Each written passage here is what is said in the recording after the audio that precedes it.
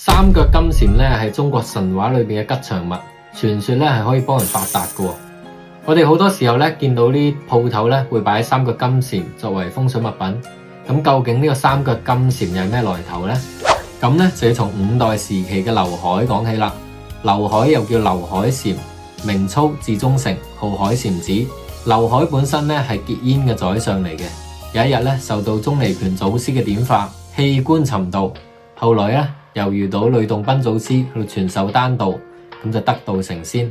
劉海佢喺雲遊修煉嘅時候咧，發現有一條村，佢裏邊嘅村民咧成日都莫名其妙咁樣唔見錢。咁坊間就流傳喺村裏邊黑龍潭修煉成妖嘅金蟾喺度作祟。呢一隻金蟾咧係食金銀珠寶為生嘅，咁啊偷偷地咁樣吞晒啲村民嘅金銀財寶。於是咧，劉海蟾就用一條繩穿咗一串嘅銅錢，用嚟做有利掟入咗黑龍潭裏面。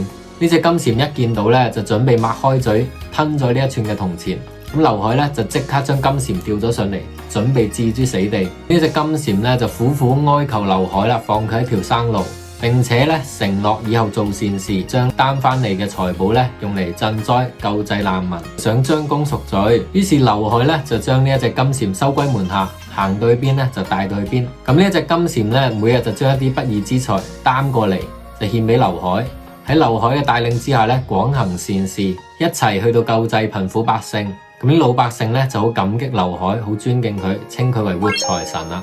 並且形成咗喺鋪頭裏邊放金蟾嚟到求財嘅習俗。劉海戲金蟾，步步吊金錢。啲人咧就習慣將劉海戲蟾嘅畫像同埋剪紙咧請翻去屋企，用嚟求財祈福。亦都因為當時咧劉海吊出金蟾係用呢個銅錢串啊，將呢一隻金蟾綁住嘅，所以我哋而家見到嘅招財金蟾嘅造像咧，都係俾一串銅錢綁住嘅。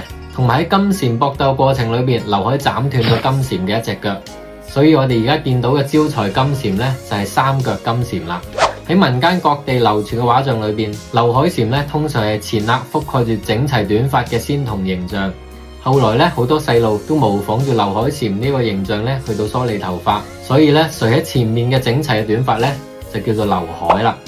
劉海蟾俾元世祖封為海蟾明宏道真君，元武宗加封為海蟾明宏道淳祐帝君，被奉為全真派嘅北五祖之一。